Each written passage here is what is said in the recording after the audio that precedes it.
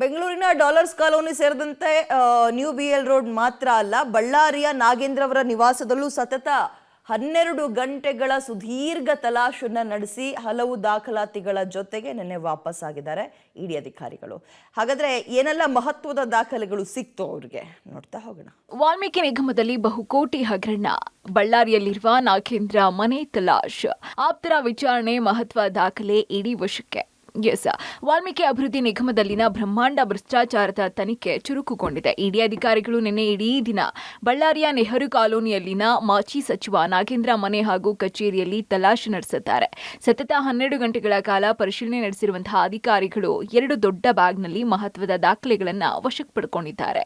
ಇನ್ನು ಬಳ್ಳಾರಿಯಲ್ಲಿ ನಡೆದಂತಹ ದಾಳಿ ವೇಳೆ ನಾಗೇಂದ್ರ ಆಪ್ತ ಸಹಾಯಕ ಚೇತನ್ರನ್ನ ಇಡಿ ತೀವ್ರ ವಿಚಾರಣೆ ನಡೆಸಿದೆ. ಮನೆಯಲ್ಲಿದ್ದಂತಹ ದಾಖಲೆಗಳು, ಕಂಪ್ಯೂಟರ್ನಲ್ಲಿದ್ದಂತಹ ದಾಖಲೆ ಪರಿಶೀಲನೆ ನಡೆಸಿ ಮಾಹಿತಿಯನ್ನ ಸಂಗ್ರಹ ಮಾಡಿದೆ. ಅಷ್ಟೇ ಅಲ್ಲದೆ ಕಚೇರಿಯಲ್ಲಿದ್ದಂತಹ ಸಿಸಿಟಿವಿ ಕ್ಯಾಮೆರಾಗಳ ದೃಶ್ಯಗಳನ್ನು ಪರಿಶೀಲನೆ ನಡೆಸಿ ಹಾರ್ಡ್ ಡಿಸ್ಕ್ ವಶಕ್ಕೆ ಪಡ್ಕೊಂಡಿದೆ.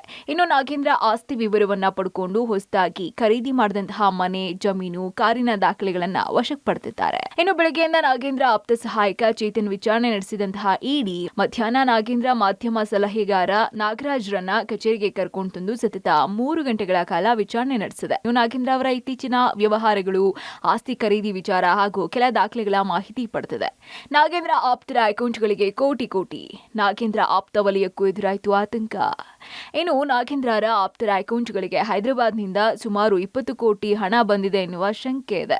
ಜೊತೆಗೆ ಈ ಹಣ ಬಂಗಾರದ ಅಂಗಡಿ ಮಾಲೀಕರಿಗೆ, ಮದ್ಯದ ಅಂಗಡಿ ಮಾಲೀಕರ ಅಕೌಂಟ್ಗೆ ಹಾಕಲಾಗಿದೆ ಅನ್ನೋ ಮಾಹಿತಿ ಇದೆ.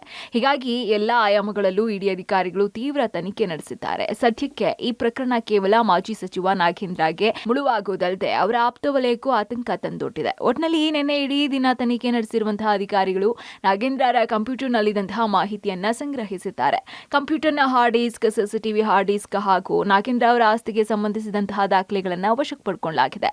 ಹೀಗಾಗಿ ಇಡೀ ಪ್ರಕರಣ ನಾಗೇಂದ್ರಗೆ ತೀವ್ರ ಸಂಕಷ್ಟ ತಂದೊಡ್ಡಿದೆ. Amaresh, public TV, Ballari.